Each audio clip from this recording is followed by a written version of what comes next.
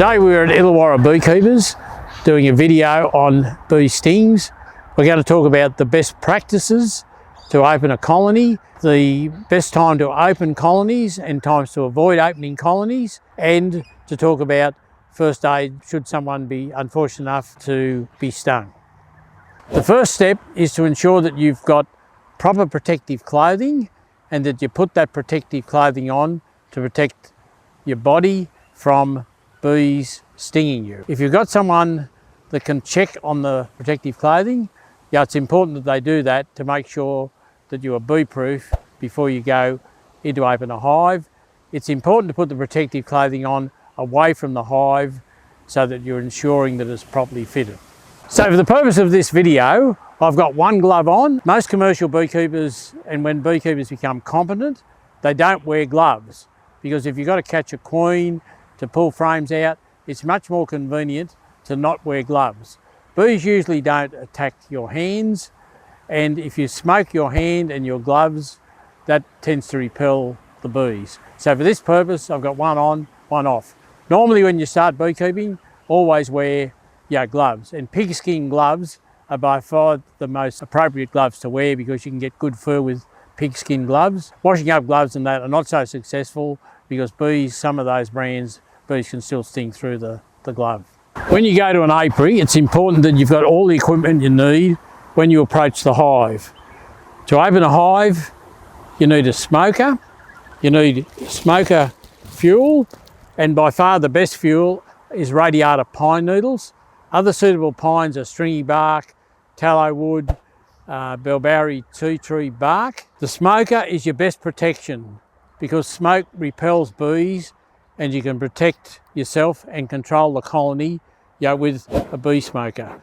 The essential thing is that you light the smoker in the bottom and get it hot. You need to do it in a safe location. The top of a beehive is an ideal place to do it, or some other safe fire resistant place. The smoke needs to be cool, so it's important that the smoke is cool.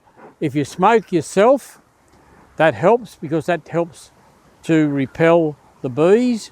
You also need water, so water's handy to wash your hands and gloves because they get sticky. You also need a hive tool to be able to manipulate and manage the taking apart of the hives and the removal of the frames. Some people have a smoker box, which is a good idea because it can prevent and help keep the smoker safe when it gets hot. You need to check the smoker before you light it to make sure that the bellows are sound, that it's not coked up with any ashes or anything like that, and it is of sound construction, and the bellows produce plenty of cool smoke. Cool smoke is essential, and plenty of it helps control the bees. You only need to use enough smoke to control the bees, and that's important. You don't need to over smoke the hive, but you need to aim the smoke at the bees. This box is a specially built box, to hold smoker. It's fireproof, so when you finish using the smoker, you can put it in it, and you can block the entrance up to extinguish the smoker. And many commercial beekeepers have this type of smoker box.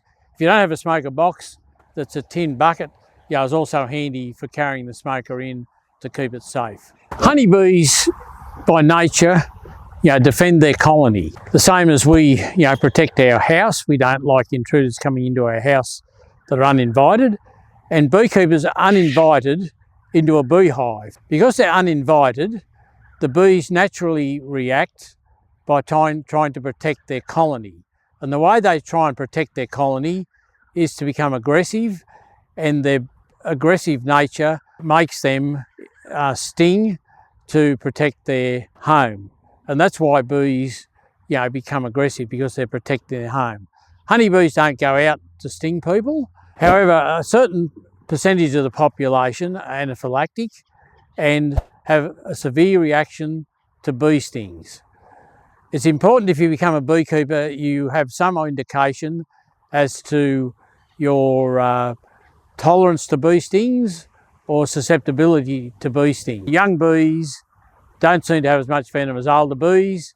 Young bees have got a lot more hair on their body, so if you get a young bee to sting you, you'll know what sort of reaction you're going to have and how it reacts with your body.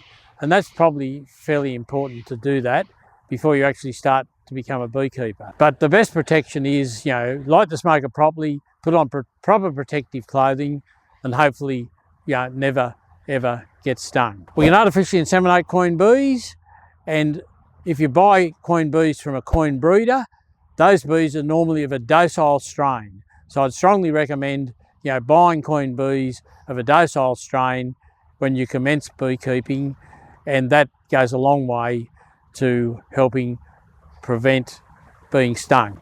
Later in this video, we're going to go through conditions where bees are likely to be more aggressive than normal, and by far the best time to open hives is when the sun is out, the bees are very active, so most of the field bees are in the field working. Normally in a colony, bees spend about 3 weeks in the hive as nurse bees, 3 to 4 weeks in the field, and then they pass away. So bright sunny days is the time to open hives. But you need to be careful if you're in a residential area that you don't open the hives in the middle of the day when your neighbours next door are having a party outside. And if you can avoid when the neighbours are home, that's the best time to open hives. Because once you disturb a hive, the bees become defensive within a given area, and there's more likely to be problems with neighbours if you open your hives when they're home, and particularly if they're in their backyard, so avoid that. You need to understand the behaviour of bees to know how to handle them. The best practice to open a hive is to let the bees know you are going to open the hive by smoking the entrance of the colony. So you go to the entrance of the colony and you do about 7 or 8 puffs, aiming the smoke inside the entrance. Smoke doesn't hurt bees, it tends to repel bees. Then with a gentle motion, you take the lid off the hive and you puff smoke under the lid of the colony. You then put the lid back on. So what's happening now is that the bees have got smoke in the top and in the bottom, and their natural reaction is to go to nectar, which they've collected, which is in uncapped cells, and they gorge themselves on nectar. Because they've got nectar in their stomachs, they're likely to be more docile than if they don't have nectar in their stomachs. The next action is to remove the lid from the colony, and you take the lid off and place it at the back of the colony.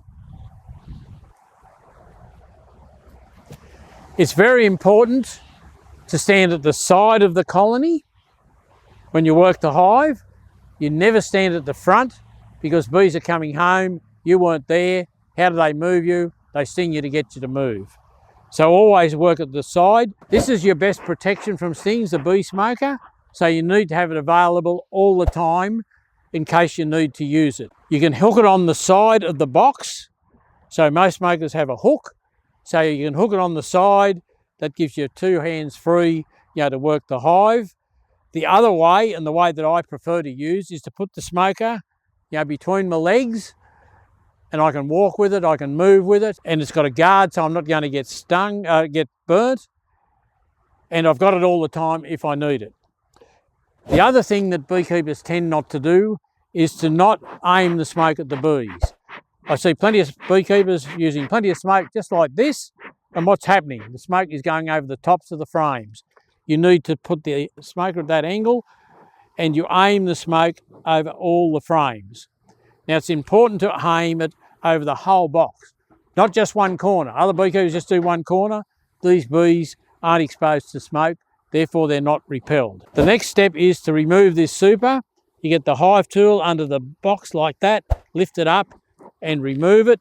I keep the smoker between my legs, or I can hook it on that box. I then lift it off and put it to one side at the back on an upturned lid. This now exposes the bees in this box, and I've put one glove on. I'd smoked myself before I started. I'll give myself another smoke, and you can see I can put my hand there, and bees don't normally attack people. I can put my glove there, they're not attacking. I then get the smoker and I go over all the frames like that, and this is one way to prevent being stung. I can then remove this box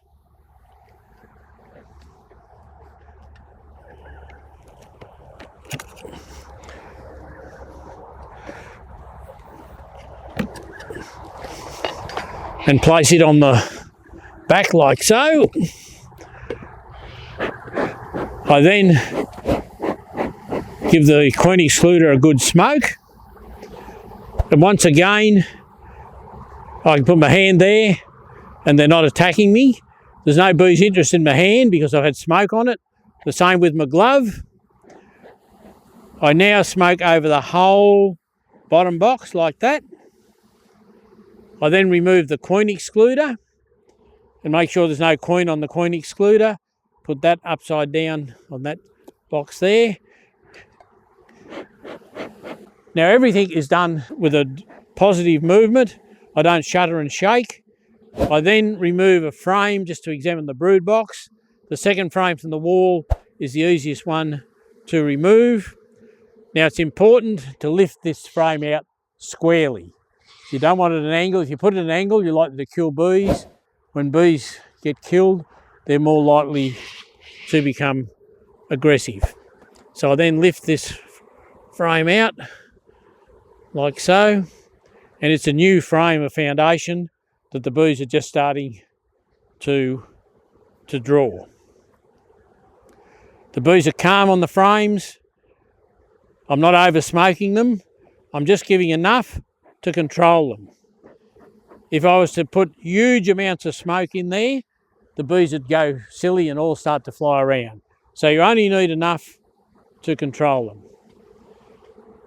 I'll now put this frame back in the hive, like so.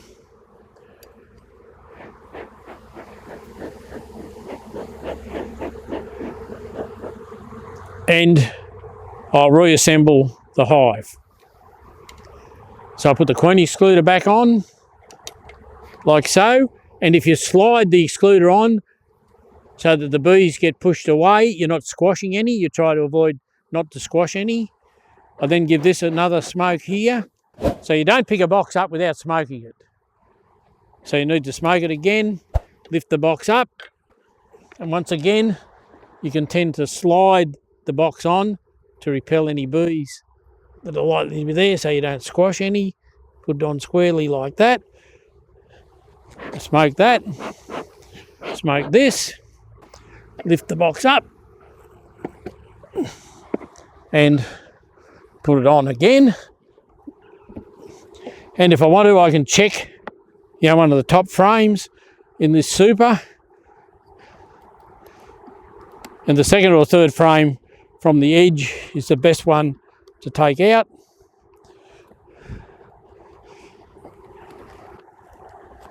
Take this out, and here we'll notice, a frame full of honey. Honey's capped, nectar's not. These bees are unloading the nectar in the super, and they're very docile bees. So smoking my hands, has helped that they're not even interested in my hand. I put that frame back in there. Then I'll then place the lid back on the box. I'll now talk about, when you shouldn't open hives, and this is really important. Most people that are recreational beekeepers have got time on weekends to fit in, when they want to look at their hives. It is very unwise to open hives when it rains. The reason being, most of the colony's home. So a colony could have 60,000 bees. So if it's raining, the 60,000 are at home. So don't open the colony. If it's a sunny day, might be only 30,000 home. At night, never open hives. Bees can see in the dark. They can crawl in the dark. They get onto your body for body heat if it's cold weather. So you never open bees, when the weather is cold. Windy weather, you try to avoid, windy weather. So by avoiding windy weather, because more bees are at home when the weather's windy. If you've got to open bees in windy weather, it's important to use the smoker so that the smoke will blow into the hive, not away from the hive. Late of an evening, you don't open them late of an evening because most of the bees are at home late of an evening. Certain honey flows tend to upset bees, particularly flows that are very aromatic, and some plants only yield nectar of a morning, some yield only of an afternoon. So citrus is one of the worst flows for bees becoming aggressive on, sometimes spotted gum and some other flows. So flows can affect the temperament of your bees, nothing to do with the genetics, it's just the flow at the time upsets the bee. Robbing. If you expose honey to bees, they will rob when there's no nectar in the field, and if bees rob, they become very aggressive. So if you see bees robbing, don't open a hive. If bees are robbing, shut the hive up and walk away. Hives that need requeening or have just been requeened can sometimes be aggressive because the queen pheromone is not as prevalent in colonies that have had queens in all the time, and you're more likely to get stung then. I mentioned neighbours before.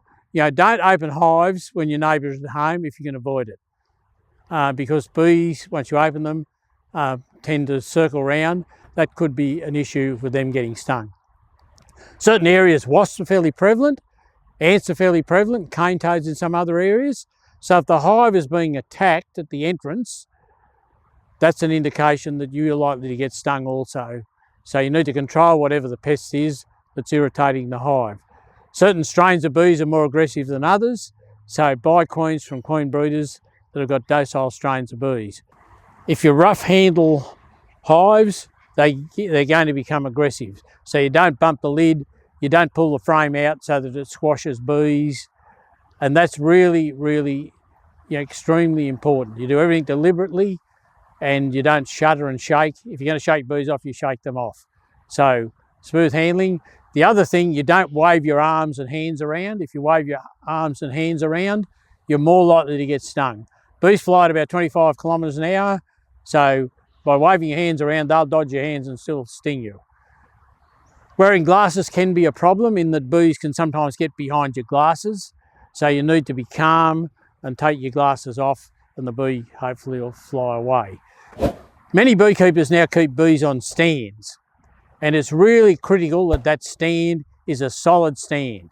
If the stand's not solid, you shift the hive, the stand shakes, the bees become agitated and become quite aggressive because the stand is shaking. So if you're going to have bees on a stand, make sure it's extremely solid, and that's really important. If you've got more than one hive on the stand, it becomes doubly critical, because if you have a stand that shakes, you're going to upset the hives on that stand, all the hives on that stand. So the hive we're using here at Illawarra Apiary are on concrete slabs, but there's a growing interest in keeping bees on stands, so the hive is raised off the ground.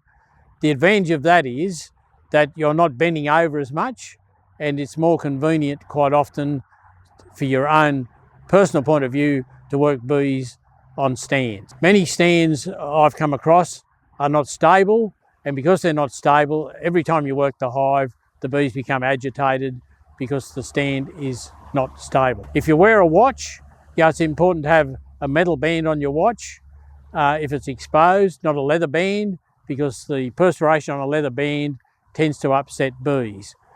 Another really critical thing is, when you're looking at bees, don't wear perfume, hairspray or any aromatic cosmetic, because that will tend to encourage the bees to sting a lot more. So that's a no-no. Long hair, they can get tangled, also in long hair, which can be an issue. Many beekeepers get stung keeping the entrances of the hives clear. In this case, this hive is on a concrete stand. The trick so you don't have to clip grass at the entrance of your hives all the time is to get a piece of corflute, and you can buy corflute at Bunnings. Sometimes real estate agents throw out real estate signs, and that's ideal to put at the entrance of your colony, just like that, and that will prevent the grass growing. It lasts for 2 or 3 years because it's laminated corflute. Gives the bees a cool landing spot, and the grass is not going to grow up at the front of the hive entrance. Don't stand at the entrance of the hive, I mentioned before, because that's a sure way you'll be getting stung, because the bees are coming in, you weren't there before. How do they move you? They sting you to to shift you on. So they're the main points as a preventative action that you can take to reduce the risk of being stung by bees. There are numerous designs of bee suits and there are numerous designs of veils. Black nylon tulle, is a popular veil material that just fits over a broad brimmed hat. In this case, the veil is zippered to the bee suit and it's got a wide brim on it. By having a wide brim on it, it keeps the veil away from my nose and from my face. And it's virtually 100% bee proof because of the zippers. Just as a tip, if you're unfortunate enough to get disease in your bees, irradiation is used to control bee diseases. There is no need to have your bee suit irradiated if your bees become diseased. Washing is sufficient to get rid of any bacteria that may be on your bee suit. And if you do get bee suits irradiated, the zippers are likely to deteriorate very rapidly because irradiation damages plastic. When you're going to buy a bee suit, fit it on at the bee supply place and make sure you're comfortable with it, and the same with gloves and everything else before you actually purchase them. There's a lot of cheap bee suits on eBay and various online sellers, and some of those are so thin that bees can actually sting through the material. So you need to buy your beekeeping equipment from a reputable beekeeping supplier. Another thing I should mention is mowing. Any strange noise, and the ground tends to get vibrated with engine noise. Mow around your hives towards sunset or when bees are not active. There are two different designs of hive tools that are available for beekeepers. The one on the right, this one, is the one that I've used today. The advantage of this type of hive tool is that it's easy to separate the supers, and it's got good mechanical advantage, and it's also can take the frames out by hooking under the edge of the frame. This is the more conventional Australian designed hive tool that has got a hook on the end, which is far better for taking frames out of hives. And this is the hive tool that the majority of beekeepers prefer, the Australian designed one as opposed to this American designed one. If you come across a hive that's extremely aggressive that you need to do some management on, the best technique is to pick that hive up and move it about 2 to 3 metres away from where it originally was located. Where it was originally located, place another box or a cardboard box. What happens is all the field bees will go back to the original location where you shifted the original hive to that was aggressive. After about half an hour, there'll only be young nurse bees in that colony. Therefore, you're dealing with half the bees to look at. Young bees are not normally as aggressive. You can do whatever management you need to do on that colony. And if it's that aggressive, you need to requeen it. Once you've requeened it, you can move it back to the original location and shake the bees out of the box that you'd placed there and wait 6 to 8 weeks if it's been requeened, and the colony will be totally different genetically. So occasionally bees get in one's veil, and it's really critical you don't take your veil off if you're working bees, because if you take your veil off, you're going to get stung a lot. When bees get in a veil, just like this one is here, I just get to the veil and I've got it in my hand now, and unfortunately I've got to kill a bee because it's out of place. It's likely to sting me, and that could have serious consequences. It's a bit like if there's a clover plant in your rose garden, you pull it out, it's in pasture, you let it grow. So when bees get out of place like they are inside this veil, I'm not taking it off, I'm going to kill the bee. So bees are attracted to our body for body heat, and that's why they tend to crawl and get onto our body for heat. 34 degrees Celsius inside a beehive, we open them up, the temperature drops. Where's the nearest warm thing? Your body, and that's why sometimes they tend to go to your body for body heat. At times when you're working around beehives, bees will drop off frames accidentally and get on the ground. Because bees like body heat, they'll go to your legs and they'll tend to crawl up your legs for the body heat. If that happens, there's two options. The first thing you should do is to walk away from the colony. So you walk away from the colony, and if there's a bee goes up my jeans, I can feel it on my skin. I can put my hand there, it's out of place, I can squash it, and it'll drop out on the ground. If there's a lot of bees up my leg, I just simply walk away from the colony and I stamp on the ground hard, and all the bees will disappear. You'll notice that I'm wearing riding boots, and that's the preferred footwear because it protects your ankles. Don't wear open shoes or anything like that when you're working bees. If you're unfortunate enough to be stung by a bee, and that shows the bee's sting into my skin and its abdomen being taken out, so therefore that bee is going to die. When that happens, it's important to remove the sting with the hive tool by just pushing it out. Never pull a bee sting out because you grab hold of the sac, which means all the venom gets into your body. So with a simple movement just like that, that totally removes the sting from my body. You can also remove the sting if you've got long fingernails by just flicking the sting out with your fingernails. Never ever pull a bee sting out, because if you pull the bee sting out, you compress the sac with the venom in it and inject all the venom into your body, a bit like a water pistol with a rubber end on it. If you squeeze it, the water comes out, you squeeze a bee sting, the venom goes into your body.